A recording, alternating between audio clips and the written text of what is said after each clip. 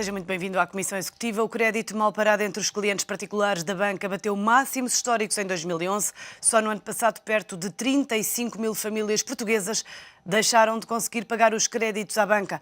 Um número recorde e que eleva o total de famílias com empréstimos em incumprimento para mais de 670 mil.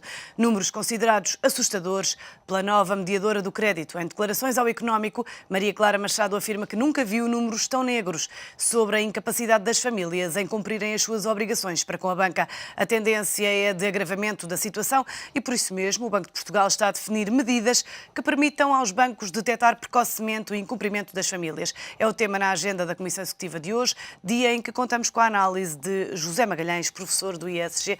Muito bom dia, professor, e obrigada pela sua presença nesta Comissão Executiva. O Banco de Portugal está então a preparar medidas para detectar precocemente indícios de incapacidade financeira dos particulares, ou seja, o que o Banco de Portugal quer é que os bancos não ajam apenas reativamente, mas preventivamente. A minha pergunta é como é que se antecipa este incumprimento das famílias?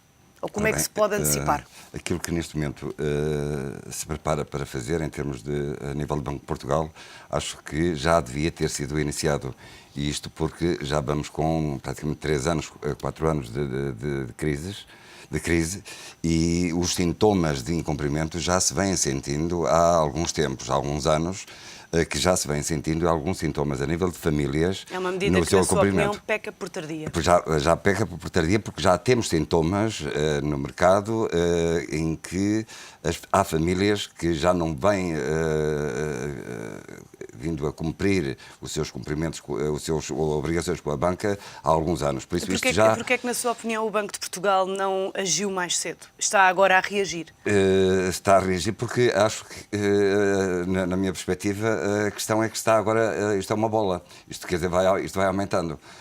Como disse e muito bem, em 2011 já houve mais de 35 mil famílias que apresentaram incumprimento e obviamente que desta forma tem que haver um travão, porque todos os anos, e este ano, como não me parece que seja um ano também muito bom, pelo contrário, vai ser um ano ainda bastante difícil, a tendência será a subir.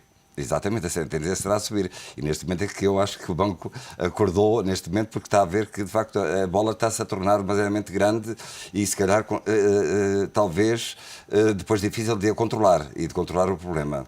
Mas, de qualquer modo, acho que é sempre bem-vindo e esperemos que, de facto, venham a resolver eficazmente o problema. O Banco de Portugal tem que ter a noção e tem que fazer um programa que sirva a várias categorias de famílias, consoante o tipo de famílias em que se encontram, sob o ponto de vista financeiro, sob o ponto de vista de incumprimento. Há famílias que estão em incumprimento porque perderam totalmente os seus empregos, não têm rendimentos nenhuns, tiveram que voltar para a zona de conforto, a chamada zona da família, tiveram que voltar à família, aos pais, a viver com pais, etc., porque perderam os empregos, não têm rendimentos. Para esses casos de famílias que estavam com obrigações à banca e que neste momento perderam os empregos, obviamente que o tratamento para eles tem que ser diferente. Tem que haver um pacote de medidas diferente de outros que não perderam os empregos, baixaram. Que medidas, na sua opinião, é que devem ser adotadas? Há uma que eu acho extremamente não é original, porque há vários países que já a tomaram e há outros que estão a preparar para a tomar, nomeadamente a Espanha, tanto quanto eu fui informado que estará a preparar o governo essa medida, que é uma medida perfeitamente eficaz, ou seja, casos de recuperação total da dívida por parte das famílias, a entrega, por exemplo, do bem que foi adquirido, se foi, por exemplo, pelo crédito à habitação quitar totalmente a dívida. Ou seja, não haver resíduos ainda para pagar. Não haver As pessoas não ficam com esse encargo. Entregam a casa ao banco e não há aqui a questão de... Depois ter de ficar a pagar. Eu emprestei 100, a casa neste momento entregou 10, neste momento deve 90, mas a casa só vale 70. Então entrega a casa e ainda fica a dever mais 20. E ainda fica com cadastro, não é? Exatamente, ainda fica com mais dívida, fica sem casa e ainda fica a continuar a pagar uma dívida de um banco que já não é dele. E é possível adotar essa medida em Portugal? Há abertura para isso? Eu acho que nós temos, os Estados Unidos já já têm essa medida. Li recentemente que Mariano Rajoy está a preparar para tomar essa medida em Espanha. Mas e em Portugal? Acha que a Eu abertura acho que dos Portugal bancos, há receptividade para isso? tem que também fazer, porque é injusto, eu acho que é justo, e, sob o ponto de vista de analista, quando alguém concede um empréstimo a outrem, terá que, seja por que fim for, e nomeadamente o caso, e particular no caso da habitação, para o crédito da habitação, o banco tem que correr um risco. Tem que correr um risco. Quando se empresta dinheiro, alguém tem que correr o risco. Mas isso não é alguém também... tem que correr o risco. Isso não é também facilitar demais as Não, famílias? eu aí não iria ver sob o ponto de vista de facilitar. Eu iria para que, a partir daqui, os bancos iriam ter mais cautela para concederem os créditos. Sabendo que havia esse risco de, se por acaso houver incumprimento, o banco fica com a casa e a dívida fica quitada, e mesmo que o banco não consiga depois alienar esse imóvel pelo valor da dívida e fica com perdas, mas isso será talvez a forma de persuadir e de convencer também a banca que no momento em conceder o crédito tem que fazer uma análise mais rigorosa, muito mais disciplinada sobre a concessão do crédito, se a quem vai conceder o crédito para a habitação, se o deve ter ou não. Foi preciso chegar a 35 mil famílias portuguesas em incumprimento para os bancos começarem a restringir bastante os créditos à habitação e outros também. Os 35 só são de 2011. Só de 2011. Porque no total são 670 mil. Exatamente, no total são 670 mil em incumprimento, das quais 140 mil é do crédito à habitação. Ora bem, foi preciso chegar a este número para que, de facto, a banca começasse a ter um pouco mais de cuidado, fazer uma análise de risco, não facilitar, não haver facilitismos na concessão dos créditos e, desculpa lembrar-me, mas isto vem na comunicação social, foi bastante recente, um caso que, obviamente, que eu ouvi e que me impressionou e que se vê bem qual é a postura do banco na concessão de créditos à habitação. Um casal de assalariados, salários mínimos, com 2 filhos ou reclamações, por isso assalariados, nítido só, apenas, e foi-lhes concedido, o banco concedeu de 100 mil euros. Sandra, desculpa lá, como é que é possível um banco com o IRS daquela família, com 2 salários mínimos, com 2 filhos, como é que é possível o banco avançar com créditos de 100 mil euros para comprar casa? Já ficaram sem casa? Mas ainda vão ter que pagar. Mas vão ter que continuar a pagar a dívida da parte restante pela valorização agora do imóvel, que é menor de quando foi feita a aquisição dela e a concessão de crédito. Por isso lá está a tal situação que nós aqui, eu acho que devemos mudar. O banco cometeu arriscou em conceder o crédito a esta família. Mas aí não arriscou muito, não é? Se as pessoas depois têm que ficar a pagar, o risco não é muito grande. Por isso é que para evitar que a banca facilite e continua a facilitar e continua, de certa forma, a ser permissivo na concessão dos créditos, sem fazer uma análise rigorosa, disciplinada, muito assertiva sobre a concessão de crédito e a análise desse mesmo risco, se não o fizer, sabe perfeitamente que vai perder dinheiro depois se não houver cumprimento. Eu vou insistir na pergunta, fala disso em relação ao futuro, mas em relação ao passado, era possível essas medidas entrarem em vigor e terem efeitos retroativos? E as pessoas deixarem de ter esse encargo? Eu acho que sim, porque repare o seguinte, há famílias que estão em situações bastante difíceis e que se estamos a apelar muito de facto a tentar minimizar estas medidas de austeridade que estão em curso, essas famílias que estão a ter essas medidas atuais e que foram acrescidas com esse problema de terem que ficar sem os seus ativos, sem a sua casa, por causa ainda com uma dívida por cima dessa mesma casa que já não é deles.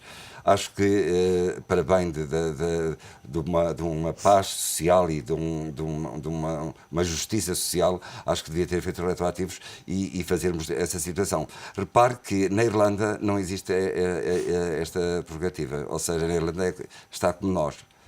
Tem uma legislação identificada nossa, ou seja, no incumprimento, as famílias entregam as casas as casas ao banco, são avaliadas. Se ainda houver um gap entre a valorização e a dívida, a família vai continuar a pagar a dívida. Sabe qual foi o que aconteceu isso na Irlanda? Isto é a lei. Qual foi o resultado disto? Como sabe, na Irlanda, a bolha imobiliária e o setor imobiliário em termos de crédito à habitação foi muito maior, a bola foi muito maior que esta que nós temos aqui e que estamos a analisar no nosso país. Houve irlandeses que tiveram que fugir da Irlanda. Tiveram que fugir mesmo da Irlanda. Tiveram que apanhar aviões e tiveram que fugir do país para evitar a perseguição às dívidas. Existe esse risco em Portugal? Sandra, isto aconteceu na Irlanda, tanto quanto eu sei, quanto eu tenho as minhas informações, de casais que tiveram que abandonar a Irlanda precisamente pela perseguição da continuação do pagamento da dívida da casa que entregaram e que fizeram as contas e o que é que acontece? A dívida que o banco continuava a exigir-lhes o pagamento era para toda a vida. Isto com jovens de 30 anos. Por isso, agora imagino qual é o futuro, como é que uma família em que o casal tem 30 e tais anos, como é que pode ver um futuro que, sem casa, porque já o entregou, e tem uma dívida sobre essa mesma casa até o resto da vida. Quer dizer, isto é altamente frustrante e dizer, bom, isto quer dizer, a única forma é abandonar o país. E abandonar o país por esta razão, acho que realmente é muito mal. E acho que se Portugal, não acredito neste momento que haja situações que cheguem a esta situação. Suponho eu que. Mas, de qualquer modo, não implica que não haja, eventualmente, famílias que não tenham mesmo que fazer isso. Continuarem, sobretudo aquelas famílias que tiveram uma desvalorização do imobiliário muito grande. Ou seja, no momento em que fizeram a aquisição, foi avaliada, o banco avaliou a casa por X e agora a avaliação é feita por X menos Y menos E. Mas no caso das famílias e notícias bem recentes de ontem, diz que isso não prevê que isso venha a acontecer em Portugal, mas eu gostaria de introduzir aqui alguns dados para o debate, que são: a Igreja pede dinheiro para ajudar 53 mil famílias e prevê que os pedidos à Cáritas aumentem 40% este ano. Os pedidos são dos mais variados, para pagar desde empréstimos à habitação. A pagar medicamentos e até alimentos. Acha mesmo que em Portugal isso não vai acontecer, tendo em conta estes dados que saíram ontem nas notícias? Vão começar a aparecer estes sintomas de agravamento, vão começar a adensar-se. Isso não tínhamos dúvida. Nós estamos a ver aqui, estamos a falar em números datados de 2011, não é? Estou-lhe a dar dados que saíram ontem na imprensa. Exatamente. Ora, e estes dados que nós temos estado aqui a falar são dados acumulados até 2011. O 2012, já aqui foi referido, é um ano que vai ser bastante difícil. E ainda agora vamos em fevereiro. E nesse agora estamos no primeiro metade do trimestre. Por isso, isto é natural que tenha que haver medidas e de acautelamento do pior que vai acontecer ainda. Porque se até 2011 o panorama já é este, a tendência para 2012 é que ele venha a piorar. Ou seja, as dívidas das famílias aumentem, o encobrimento venha a aumentar, e sobretudo também das empresas, mas isso das empresas será um outro capítulo. Ainda sobre as famílias, e claro que isso também se poderá eventualmente aplicar às empresas, mas o Banco de Portugal quer medidas céleres. Essa medida de que me falava há pouco, calculo que não seja facilmente posta em prática, ou pelo menos rapidamente. Que medidas céleres é que podiam ser tomadas? Sobre a celeridade das medidas, eu compreendo perfeitamente que este Governo esteja estressado e queira, de facto, mostrar, de facto, trabalho e resultados acalmantes para toda a sociedade através das suas medidas que vai tomando. Mas temos que pôr os pés na terra. Nós, analistas, temos que pôr para a terra e analisar o que é o nosso país, qual é a nossa realidade. Isto, tudo que nós estamos aqui a analisar a nível de famílias e depois, quando falamos a nível de empresas, isto foi pontual, foi um resultado de mero acidente provocado pela crise de 2008 e que estamos a tentar ainda resolver e mais um ano, menos anos que resolvemos. Não, isto já é crónico. As dívidas das famílias já vêm dos anos 90. Sandra, por isso, estes problemas já são crónicos. O sobreendividamento das famílias já é crónico desde os anos 90. E esta pergunta é também recorrente. Os bancos foram irresponsáveis na concessão de crédito? Claro, já aqui foi referido e suponho que nunca é demais insistir que os bancos foram bastante irresponsáveis nestes créditos. Mas não acha que as famílias também o foram, quando pediram créditos que não podiam pagar? As famílias quase que direi eu, foram embriagadas e debaixo daquela embriaguez mental e mentalizada por alguém, que foi a banca, da concessão de crédito, de irem buscar o dinheiro, porque o dinheiro era barato. Era, de facto, a partir dos anos 90, o dinheiro baixou o seu preço. Ou seja, a taxa de juros baixou bastante. Agora, toda esta mensagem que a banca passou a partir dos anos 90 foi de que, de facto, as famílias tinham uma porta aberta. Uma porta aberta para que, quando quisessem dinheiro, para o que quisessem. Repare que nós, quando falamos aqui em 670 famílias que estão em incumprimento, e das quais 140 famílias são em crédito à habitação, as restantes é em crédito ao consumo. O que é que está no crédito ao consumo? Estão viagens, estão carros, estão eletrodomésticos, mobiliários, por aí fora. Ora, repare, quer dizer, desta forma eu pergunto, isto não foram dívidas que apareceram só em 2008, a partir de 2008. Isto já são dívidas que vêm dos anos 90. Muitas famílias já estão sobreendividadas dos anos 90, que agora, obviamente, com a crise, não aguentaram a pressão deste sobreendividamento e estão a entrar em incumprimento, porque até agora ainda foram cumprindo. Mas o sobreendividamento já existia, ou seja, isto já é crónico. Agora, não se desendivida uma família com medidas céleres. E que diz uma família também vai dizer sobre uma empresa. Quando o problema é agudo, ok, eu ataco e com uma medida tipo antibiótico, penicilina, e o problema está resolvido. Quando o problema é crónico, é mais difícil. Obviamente que não há um remédio eficaz que eu diga esta medida é célere, imediata e traz a cura. Dentro de 2 a 3 meses está o problema resolvido do sobreendividamento das famílias ou das empresas. Não há porque isto é crónico em Portugal. É crónico o endividamento, já se tornou crónico. É uma questão de mentalidade, começa por aí. E sobretudo a partir dos anos 90, sem dúvida nenhuma que foi a partir do início dos anos 90 que se criou esta nova mentalidade do despesismo, do consumismo, dos créditos à habitação.